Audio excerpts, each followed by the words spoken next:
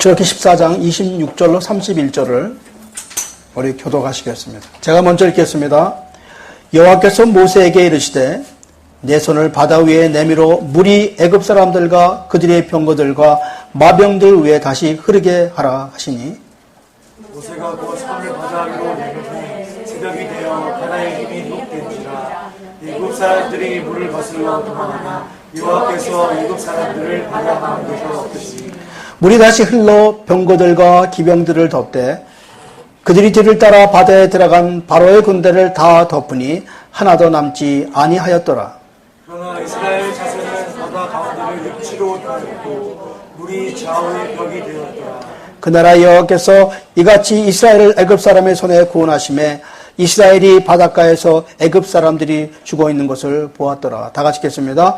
이스라엘이 여호와께서 애굽 사람들을 행하신 그 큰 능력을 보았으므로 백성이 여호와를 경외하며 여호와의 그 종 모세를 믿었더라. 아멘. 감사합니다. 기도하겠습니다. 아버지 하나님 은혜에 감사합니다. 오늘도 아버지 하나님 우리 모세를 통해서 하나님이 나타나심을 오늘 배우게 하시고 이 땅을 주관하시는 모든 사람이 하나님의 역사 안에서 이런 걸 깨달아서 이제로부터 영원까지 아버지 하나님을 섬기는 자가 될 수 있도록 도와주시옵소서.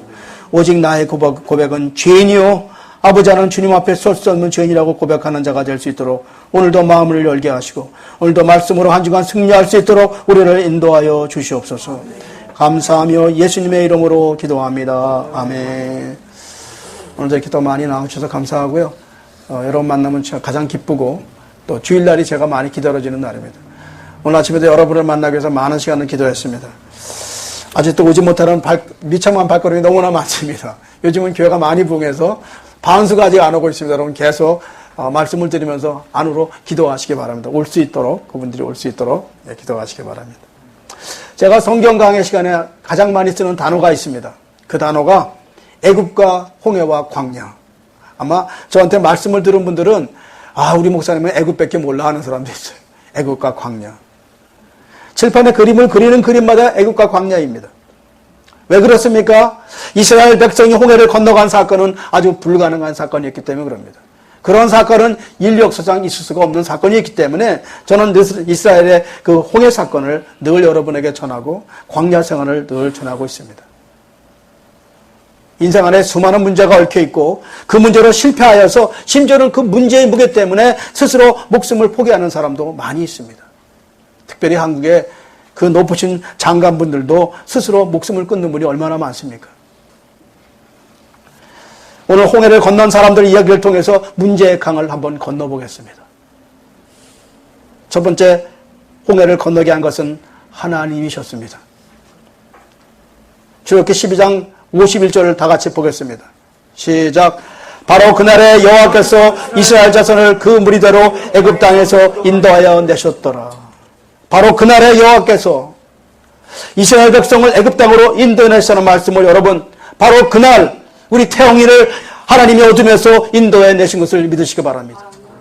오늘 여러분 자기 이름을 집어넣고 바로 그날에 여러분을 애굽에서 인도해 내신 것을 믿으시기 바랍니다. 여러분이 여기 그냥 앉으신 한 사람도 없습니다. 누구는 강요해서 누구는 억지로 가고 누구는 어저께 밤에 목성에 전화해서 온 사람도 있습니다. 여러분이 전화한 것이 아니라 하나님이 하셨습니다. 출애굽기 주제를 모두가 그 사람을 모세였다고 하는데 사실은 모세가 아니라 모세 안에 거하시는 하나님이 하셨습니다. 아멘. 애굽에서 이스라엘 백성을 인도해내신 하나님은 그들을 끝까지 애굽에서만 나올 뿐만 아니라 홍해만 건넌 것이 아니라 광해만 건넌 것이 아니라 가나안까지 인도해 줬다는 것입니다. 이 세상에서 방황하고 방탕하고 살았을 때 주님께서 교회라는 방주 안으로 여러분을 인도하여 주신 것입니다. 디모데후서 4장 18절을 보겠습니다.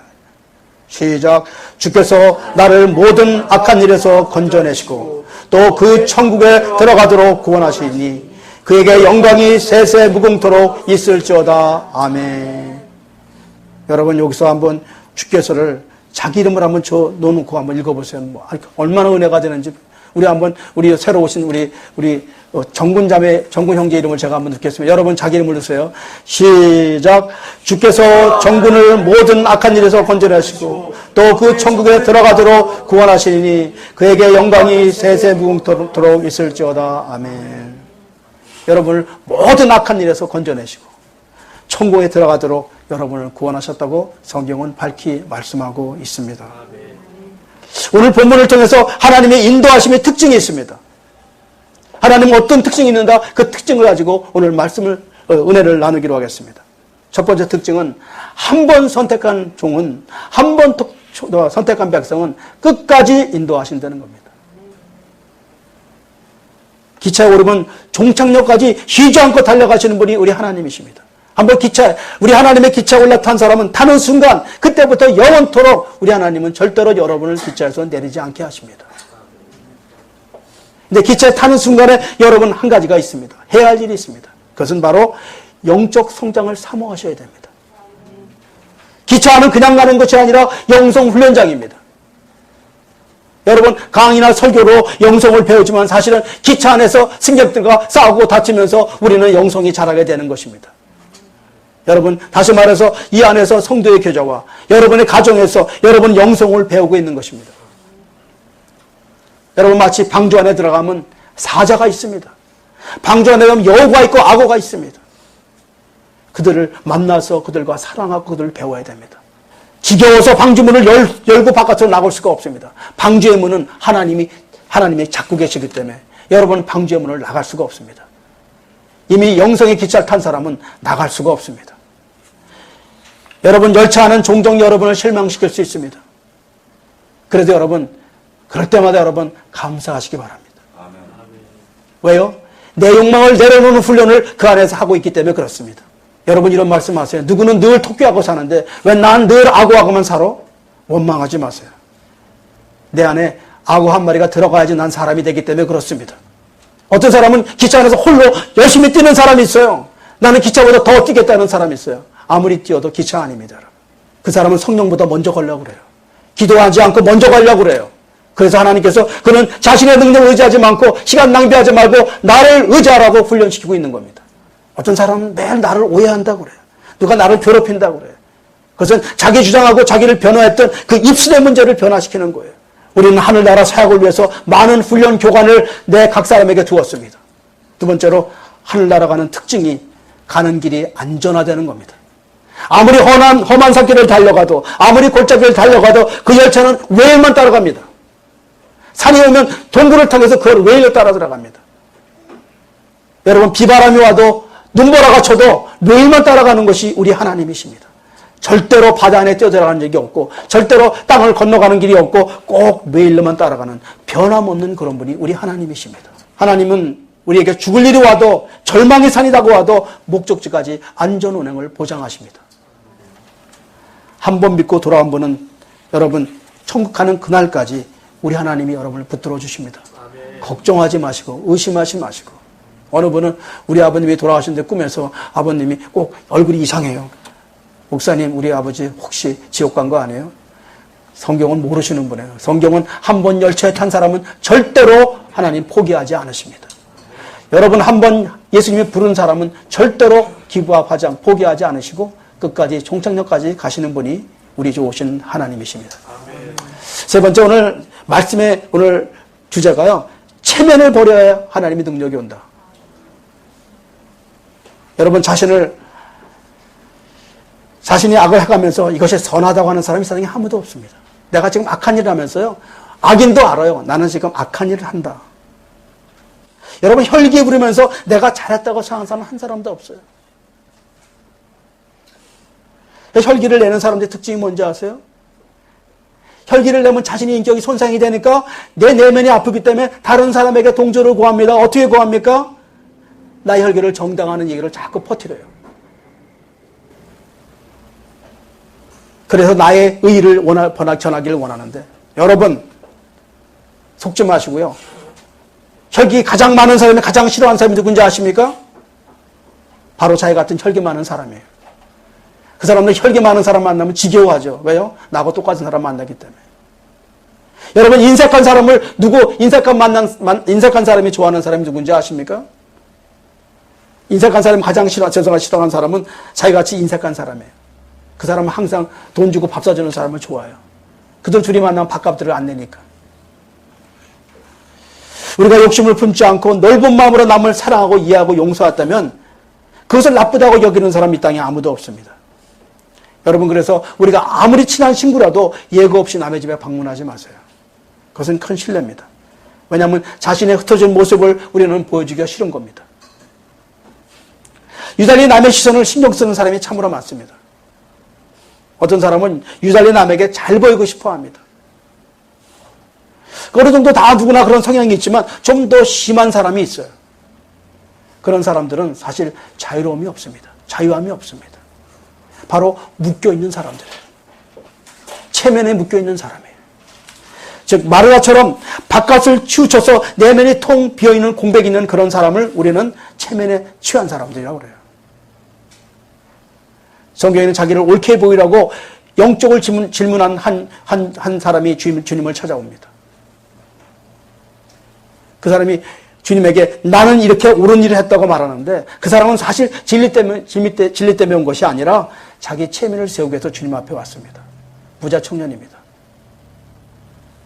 외식하는 자의 특징이 뭐예요? 바로 체면. 바리새인들의 특징이 뭐예요? 자기 체면. 많은 크리스천들이 두려워하는 것이 사실은 진리가 아니라 체면이에요. 잘 배우시기 바랍니다, 여러분. 여러분, 내 과거를 알면 좀 어떻습니까? 내가 집사인데, 내가 장로인데, 내 과거를 알면 어떻습니까, 여러분? 여러분, 쉽게 사는 방법 알려드릴게요. 나 과거는 죄밖에 없어. 이러면 누가 나한테 건드리지 않아요. 과거에 나 죄만 졌어. 예전에요, 제가 다니는 교회에 제가 교구장을 할 때인데 여기 유명한 술집에 마담이 오셨어요. 근데 저희 교구로 오셔가지고 저를 제일 먼저 소개시켜줬어요. 저하고 이제 교회 안에 들어갔는데 우리 목사님을 만나서 부목사님, 제가 왜 여기 와 있지? 요즘 안오더니 제가 목사가 됐어. 그러면서 하나씩 하나요. 제가 우리 집에 일했는데 여기 있네. 여기 다 와 있구나, 교회. 얘들 요새 안 나오더니 다 여기 와 있구나. 그 얘기를 제가 그때 다 들었어요. 그 얘기를 지금도 우리 아내가 그 사람 누구야 물었는데 지금까지 그 얘기를 하지 않고 있습니다. 왜냐하면 저는 목사이기 때문에. 그거는 지켜야 되는 거기 때문에. 그 전국 가는 그날까지 그 얘기는 제가 입으로 발설하지 않기로 했습니다. 아내가 물어봐도 끝까지 그거는 제가 감추고 있죠. 왜요? 우리 다 죄인이기 때문에 그래요. 뭐라 그걸 알려줄 필요가 뭐가 있어. 아내라도 알려줄 필요가 없는 거죠. 여러분, 그래서 누가 뭐라면 예전에 나 과거에 죄진 거밖에 없어 그러면 여러분 얼마나 고백하면서 자유롭게 살 수 있어요. 감추려고 하니까 힘든 거예요.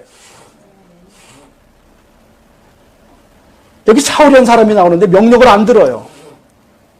사무엘이 지적해 줍니다. 그런데 사무엘은 계속해서 변명으로 일관합니다. 왜 그래요? 체면 찾으려고. 화가 난 사무엘이 그럼 나 떠나겠습니다 하니까 다급한 사울이 따라와서 이렇게 간청합니다. 사무엘상 15장 30절을 보겠습니다. 시작. 사울이 이르되 내가 범죄하였을지라도 이제 창없나니 내 백성이 장로들 앞과 이스라엘 앞에서 나를 높이사 나와 함께 돌아가서 내가 당신의 하나님 여호와께 경배하게 하소서 하더라. 얼핏 보면 사울이 용서를 구하는 것처럼 들립니다. 그렇죠? 근데 여기 영어로 보니까 I have sinned까지 좋았어요. 내가 죄를 범할지라도. 여기까지는 참 좋은 말이죠. 내가 죄를 범할지라도. 거기까지 좋은데 거기서 영어로 what? 그러나, 그게 나쁜 문제. 그러나 하지 마세요, 그 말을. 조건을 드리지 마세요. 사울은 사무엘이 이렇게 부탁합니다. 가지 마세요. 그래도 내가 왕이 아닙니까? 백성들 앞에서, 장로들 앞에서 나를 높여주세요. 이 얼마나 무서운 얘기입니까? 교만의 얘기입니까? 그렇게 가시면 내 체면이 뭐가 됩니까? 나를 높이고 가세요. 신앙생활의 가장 큰 문제가 바로 나를 높여달라는 거예요. 나 목사인데, 나 장로인데, 나 집사인데 이런 사람들을 바로 육에 속한 사람이라고 말합니다. 목사가 야단치면은 여러분 목사님 은밀한 곳에 야단쳐야지 이 사람만 치면은 제 체면이 뭐가 됩니까? 저는 뭐 이렇게 사람만 야단도 안 치겠지만은 우리는 체면의 목숨을 겁니다. 진리의 목숨을 거는 사람은 없지만은 체면의 목숨을 겁니다. 예수 믿는 수제자 베드로가 다른 사람들 앞에서 제자들 앞에서 사단아 물러가라고 호통쳤을 때 베드로가 뭐라 그랬어요? 주님 사람들 앞에 인격 모독했으니까 나 주님 떠나요 했어요. 그죠? 주님 그러면 안 돼요 하고 떠났습니까? 떠나지 않았어요. 그래서 그가 베드로가 된 거예요. 망신을 당할 때 할렐루야 하는 사람이 사람 된 사람이에요. 바리새인은 어때요? 바리새인들은 구원받기가 아주 어려운 위치에 있었어요. 그 이유는 뭐예요? 체면 때문에. 자신이 종교 지도자였기 때문에 주님의 가르침을 받을 수가 없었습니다. 니고데모가 밤에 찾아온 이유는 뭐예요? 체면 때문에. 우리 제자들이 나 보면 어떻게? 내가 선생인데. 여러분, 체면 때문에 은혜 받지 못한다면 그것은 비참한 것입니다, 여러분. 말씀 듣기가 불편함이 없는 사람이 있어요. 성경에서 그걸 바로 세리와 창기라고 말하고 있습니다. 그들은 나는 이미 버린 몸, 나는 이미 진흙탕에서 구르고 있는 사람입니다. 나는 부끄러움을 가지고 주님 앞에 나왔습니다. 자신을 이미 죄인이라고 낮춘 자세로 나온 사람들은 그들은 복음을 받을 수가 있었습니다. 복음 받는 일은 가장 가까운 일이 나는 죄인입니다. 세상에서는 그들을 존경하는 사람이 없었습니다. 그들을 천대했습니다. 하지만 주님은 그들을 받아들였습니다. 나는 죄인입니다. 여러분 우아하게 폼 잡고 교훈하는 거 아니에요. 주님 앞에 올 때는 저는 죄인입니다. 높은 사람은 다 묶여 있어요, 여러분. 묶여 있는 사람들은 제일 싫어하는 말이 있어요. 묶여 있는 사람들이 제일 싫어하는 말이 남에게 싫은 소리 들으면 잠을 못 자요. 내가 누군데? 왜 그래요? 자기를 의인이라고 생각하기 때문에 그렇습니다. 그래서 항상 불평하고 점잖게 참견해야지 그는 살아갈 수가 있습니다. 여러분 다른 사람 의식 이제 바라보지 마세요. 좀 체면 좀 풀으세요. 전 사실 여러분에게 오늘도 대표기도가 있었습니다. 대표기도 이렇게 하세요. 덜덜덜 떨고 올라오세요. 말을 더듬으세요. 주님 앞에 오실 때 떠들면 아버지 한마디 하고 내려가세요. 눈물 흘리고 내려가세요. 주님 하고 내려가세요. 이상한 그냥 듣기 싫은 얘기 하지 마세요. 그냥. 아버지 올라왔어요. 울고 내려가면 끝이에요. 그게 대표기도예요, 여러분. 안 그래요, 여러분? 하나님 정말 보고 싶어서 올라왔습니다 하고 간절하게 드리는 기도가 대표기도지. 저는 그렇게 생각해요. 더듬거리는 거 좋습니다, 여러분. 진심으로 하는 기도. 단 한마디 말이라도 내 안에서 눈물 나오는 감정적인 기도로 하나님께 드리는 기도. 이 기도를 하나님이 받으시는 거예요. 우린 그런 기도 하자고요. 체면 보지 말자고요. 어려운 거 막 써가지고 오지 마세요. 헌금 억지로 하지 마세요. 체면 때문에 하지 마세요. 자연스럽게 하세요. 여러분 모범생들이 얼마나 살기 힘든지 아세요? 모범생은 행복하지가 않아요. 1등 해야 되기 때문에 그래요. 그 틀에서 벗어난 사람이 행복한 거예요. 공부 좀 못하면 어때? 나 공부 못해야 하면 편해요. 나 1등 해야 하면 여러분 골치 아픈 거예요. 군대 안에서 존경받는 군목이 하나 있었습니다. 어느 사단장이 참석해서 일종의 단합대회가 있었습니다. 모두가 다 모였습니다. 군대에서 다 모이면 회식 때 등장하는 것이 술입니다. 스타들, 영관급, 위관급 다 모였어요. 사단장이 돌아가면서 한 잔씩 술을 따라줍니다. 양모들 정자세로 고개를 숙이면서 정중한 태도로 술을 받습니다. 그 안에 군목이 있었습니다. 사람들이 저 사단장이 군목의 술을 따를 때 어떻게 할 것인가 바라보고 있었습니다. 사단장이 과연 목사에게 술을 따를 것인가 아니면 지나갈 것인가. 모두가 아주 황송한 자세로 술을 받았는데 군목은 어떤 행동을 보일까. 사람들은 몹시 궁금했습니다. 사단장이 지나가면서 목사 앞에서 술을 따르기 시작합니다. 목사님은 단호하게 거절합니다. 사단장님 저는 목사입니다. 저는 술을 마실 수 없습니다. 사단장은 난처했습니다. 그는 불신자였습니다. 유머로 넘기려고 했습니다. 괜찮아 김 목사. 내가 책임질게. 한 잔 먹어. 내가 책임진다니까. 손 아파 빨리 좀 받아. 사단장은 웃으면서 말했지만 목사님은 사단장님이 인간의 구원은 책임질 수 없습니다. 도대체 목사님에게 술을 구하는 버릇을 어디서 배우셨습니까? 두 사람이 강도 높은 얼굴로 그들은 부르뜨고 눈을 서로 노려봤습니다. 부대 안에 긴장감이 돌았고 사단장이 즉시에 자기가 포기하고 그래 자네가 맞아 웃으면서 지나가 버립니다. 그로부터 그 목사님 술을 권한 사람 아무도 없었습니다. 사단장을 이겼다고 소문이 들어왔고 그 목사님이 그 용감한 무용담이 자연스럽게 전해지기 시작합니다. 주일 그 목사님의 설교는 크리스천이 단호한 자세라는 설교로 그 많은 사람에게 은혜를 끼쳤습니다. 우리는 그런 목사님을 존경합니다. 불이익을 당해도 굽히지 않고 그렇게 훌륭하신 목사님이 있는 걸 다행으로 생각합니다. 진실로 타협하지 않은 굳건한 믿음이 많은 사람에게 존경을 주었습니다. 그런데 과연 그 방법이 최선이었을까요? 이 이야기를 듣고 저는 마음이 슬펐습니다. 신앙의 절개를 지키는 목사님, 믿음은 당당하고 좋았는데 왜 제 마음은 이렇게 편하지 않을까요? 그 이유는 불신자가 먼저 그 대립에서 양보를 했다는 겁니다.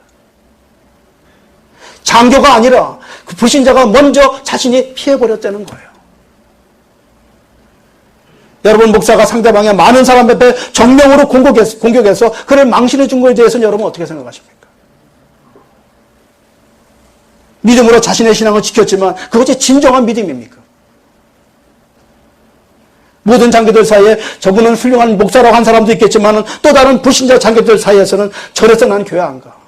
나는 저런 사람 때문에 치를 떨어 하면서 아마 그날 예수님을 거부한 사람도 있었을 거 아닙니까? 자신만 나는 외골수 종교라고 손가락질 하지 않았겠습니까? 무례한 행동을 해서 잘못을 인정했던 목사님은 제가 잘못했습니다 한마디 갖고 아니면은 여러분 그 당시에 그 분위기를 위해서 한 잔 받은 술잔을 책상 밑에 놓으면 안 됐습니까, 여러분? 나는 여러분에게 그리스도인들은 깊은 사랑과 배려가 먼저라고 생각합니다. 혹시 이 설교 때문에 우리 목사님 술 먹어도 된다는 설교가 아닙니다, 여러분. 무엇이 먼저인가? 영원히 먼저라는 겁니다. 불신자 그 사단장은 제 생각에 평생에 교회를 나갈지 안 나갈지 저 생각에는 안 나갈 것 같습니다. 우리 요한복음 8장 7절 한번 보겠습니다. 시작. 그들이 묻기를 맞이 아니하시는지라 이에 일어나 이르시되 너희 중에 죄 없는 자가 먼저 돌로 치라 하시고. 우리 주님이 하신 말씀이 죄 없는 자가 먼저 돌로 치라고 하셨습니다. 여러분, 믿는 자들은 언제나 돌로 치면 안 됩니다. 믿는 자들은 언제나 말로 사람을 치면 안 됩니다. 사단장이 은혜를 받아 전 부대원이 교회를 나올 수 있는 기회를 잃어버렸습니다. 저는 여러분에게 죄를 타협하라고 한 것이 아닙니다. 관대하라. 우리 믿는 자들이 좀 관대하자. 그리스도인들은 융통성과 넓은 마음을 좀 배우자. 그리고 우리가 옳다 굳게 믿는 것이 그렇지 않을 수도 있다는 겁니다. 우리가 몹시 중요하다고 생각하는 것이 의외로 사소한 것이 있을 수 있습니다. 문제는 우리가 신앙의 경직성입니다. 신앙이 굳어 있습니다. 주님은 진정으로 기뻐하는 행위는 외적인 행위가 아니라 우리 마음의 중심입니다, 여러분. 저를 오해하지 마십시오. 여러분, 제가 술 먹고 담배 피우는 것이 아니라 신앙을 포기하라는 것이 아니라 여러분, 때때로 그 영혼을 먼저 보려는 거예요. 저는 이 말씀 드리면 더 충격적인 말씀일 수 있어요. 제가 만약에 그런 경우가 있으면 어떻게 했을까? 내가 만약에 이 술 한 잔을 먹어서 거기 있는 사람이 다 구원받았다면 저는 맞았을 겁니다. 그리고 주님께 나중에 회개했을 거예요. 제가 술을 먹는 것 때문에 저 사람들이 영원히 지옥 간다면 어떻게 되겠어요? 제가 한 잔 먹고 저를 살리는 게 낫다고 생각합니다. 모르겠습니다, 여러분. 제 소견은 그렇습니다. 율법을 어긴 것이 아니라 영혼이 먼저라는 것을 알려드리기 위해서 이렇게 이야기를 들었습니다. 물론 저는 술을 지금 예수 믿고 지금까지 한 잔의 술도 입에 대지 않았습니다. 제 신앙에 아주 제가 이다메로 산에 가서 칭찬받을 일은 예수 믿는 그날 43년 전부터 지금까지 11조와 술은 한 번도 된 적이 없습니다. 이건 하나님이 아십니다. 그만큼 내가 타협하지 않게 했지만은 제가 만약에 그런 상황이라면 내가 그런 상황이라도 제가 술 한 잔을 받았을 거라는 거예요. 왜요? 그 사단장의 영혼이 불쌍해서. 어느 교회에 낡은 피아노를 하나 사놨는데 그 교회에 새 피아노를 들여놓은 시간이 있었어요. 새 피아노를 들여놓냐 파냐 이것 때문에 싸움이 이루어져서 교회가 깨진 교회가 있어요. 어느 교회는 헌금 시간을 설교 전에 먼저 해야 되냐 설교 후에 해야 되냐 그거 가지고 교인들이 싸워서 교회가 깨어진 교회가 있어요. 어느 교회는 추수감사절에 1개교가 떡을 하냐 2개교가 떡을 하냐 그거 싸워서 교회가 깨진 교회가 있어요. 여러분, 신앙 가진 사람은 좀 부드러워야 됩니다. 경직되지 마세요. 좀 넓으세요. 좀 자유함을 가지세요. 자유함이 진리입니다, 여러분. 여러분, 오늘 제가 자유하시고 체면 차리지 말라고 말씀하는 건 여러분 보세요. 머리 나쁜 사람이 머리 좋다고 하면 어떻게 돼요? 골치 아프죠. 그렇죠? 다 물어볼 테니까. 그냥 머리 나쁘다고 살면 편해요. 나는 돌대가리야 하면 여러분 괴롭히는 사람 없어요. 나 머리 좋아하면 그때부터 골치 아픈 거예요.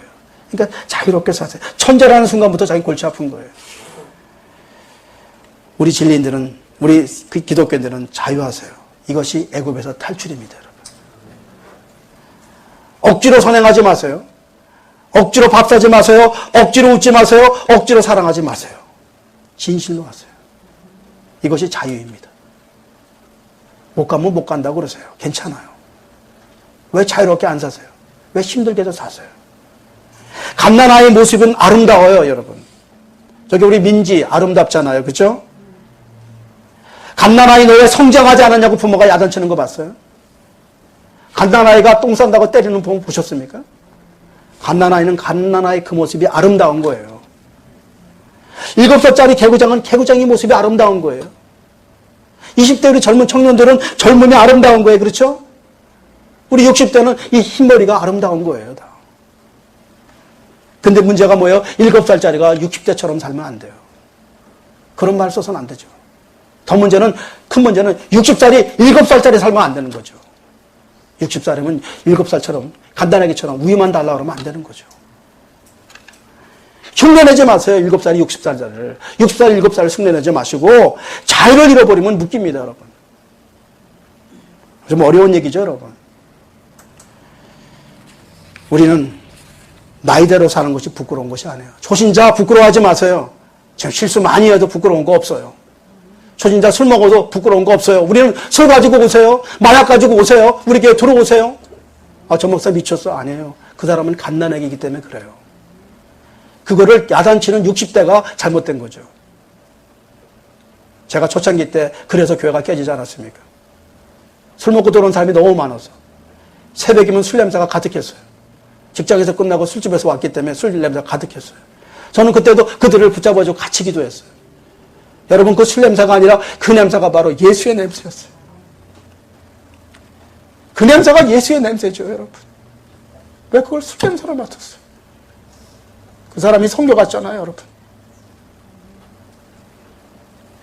왜 우리 이게 경직되게 살아요? 왜 우리 정죄하고 살아요? 그 사람이 영원히 술 먹어요? 그 사람이 술을 먹고 싶으면 먹어요? 누구는 박사 되고 싶지 않은 사람이 이 세상에 어디 있어요?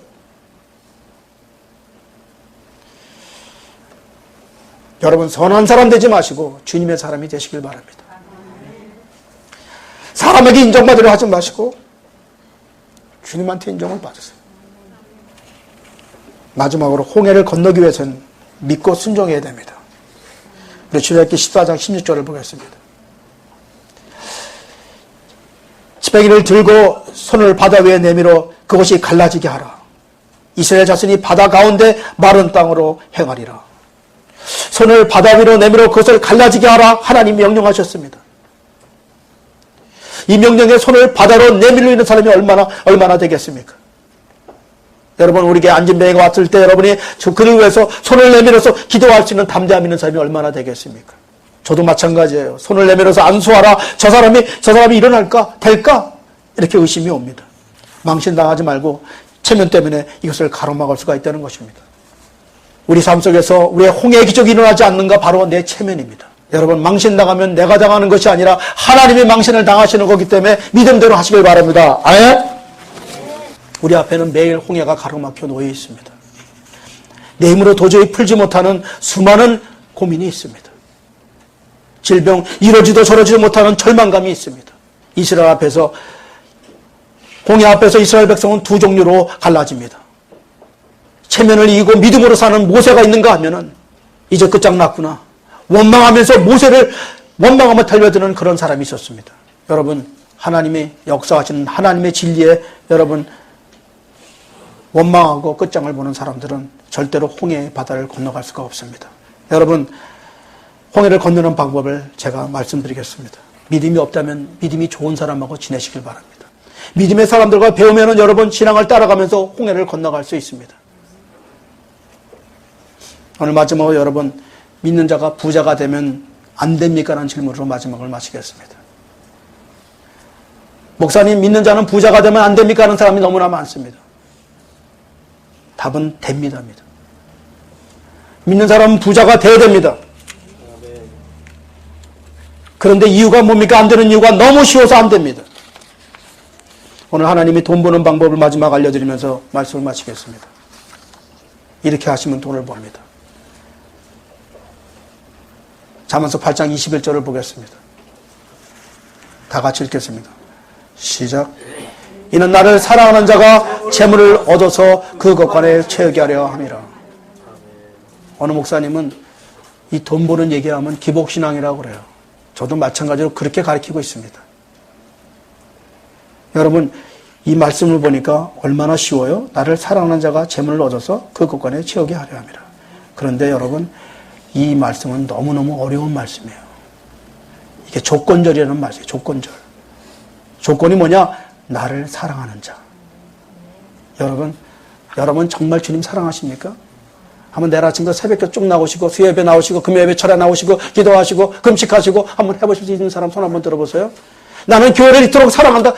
안 되죠, 여러분. 왜? 사랑하는 자. 물론 교회 나와서 사랑하는 것이 아니라 내가 날마다 묵상하고 날마다 하나님을 사랑하고 그 사랑이 이루어지냐 이거예요. 그렇게 힘들어요, 사랑하는 게. 나를 사랑하는 자가 조건이었어요. 여러분, 진실로 한번 하나님만 사랑해 보세요. 여러분의 곳간의 재물이 차입니다. 넘칩니다, 여러분. 이거는 하나님이 하신 말씀이에요. 조건은 단 한 가지. 나를 사랑하는 자. 얼만큼 사랑해야 돼요? 내 몸과 마음과 정성을 다해서 하나님을 사랑하는 자. 아니, 우리 교회에 그런 분들이 참 많은데 왜 부자가 안 됐어요? 그 사람들은 성교 가야 되기 때문에 그렇습니다. 그 사람들은 부자 되려고 마음 먹지 마시기 바랍니다. 성교 가는 사람 돈 많으면 성교 못 가기 때문에.